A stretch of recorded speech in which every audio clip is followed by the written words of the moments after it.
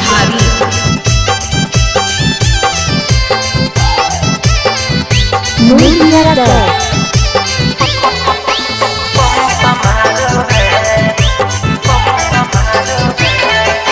घूंघटा उठावे में ल जइलै पियावा, उ अंजोरवे में सुतलै नहीं बुतल कई दियावा।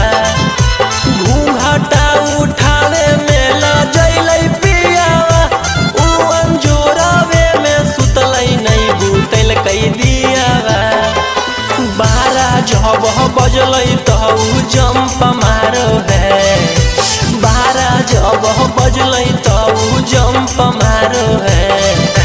पलंग पर सुता के पियावा पंप मारो है, 12 जब बजलै त उ जंप मारो है।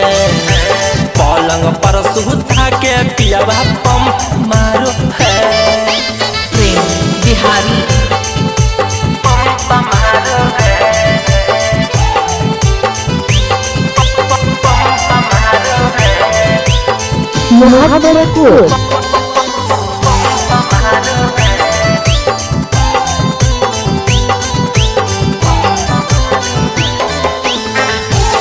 शेरघाटी नकवा से नथिया ताके चुमा लेला कई दर दिया पियावा देला कई हम नाही कैला के।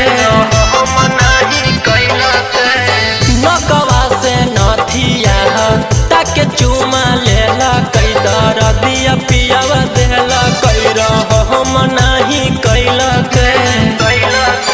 चाटी चाटी ठोरवा ढोली में डंक मारो है, चाटी चाटी ठोरवा ढोली में डंक मारो है। पलंग पर सुता के पियावा पंप मारो है, 12 जब बजलै त उ जंप मारो है। पलंग पर सुता के पियावा पंप मारो है।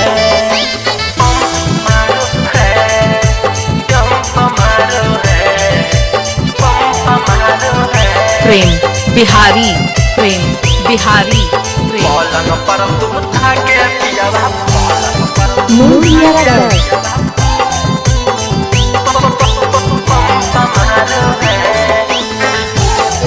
मुहम्मदपुर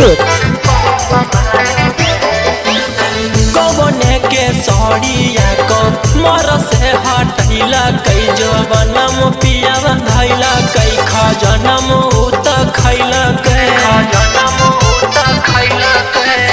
कवने के सड़िया को मर से हटैला कई जवनम पियावा धैला कई खजनम उत खैला के। दिया में बाती डाली के रौशन लंप बारो है, दिया में बाती डाली के सिंधु लंप बारो है। पलंग पर सुता के पियावा पंप मारो है, 12 जब बजलै त उ जंप मारो है। पलंग पर सुता के पियावा पंप मारो है। Phone number 8102039857